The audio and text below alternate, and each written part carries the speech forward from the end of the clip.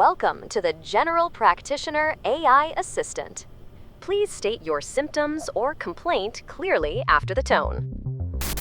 It has been a pretty dramatic month in the media, in tech. Major companies are slashing jobs and impacting tens of thousands of workers across the country. At some point, we're going to get to AI systems that are better than almost all humans at almost all tasks. Because I'm not real. In a British TV first, I'm actually an AI presenter.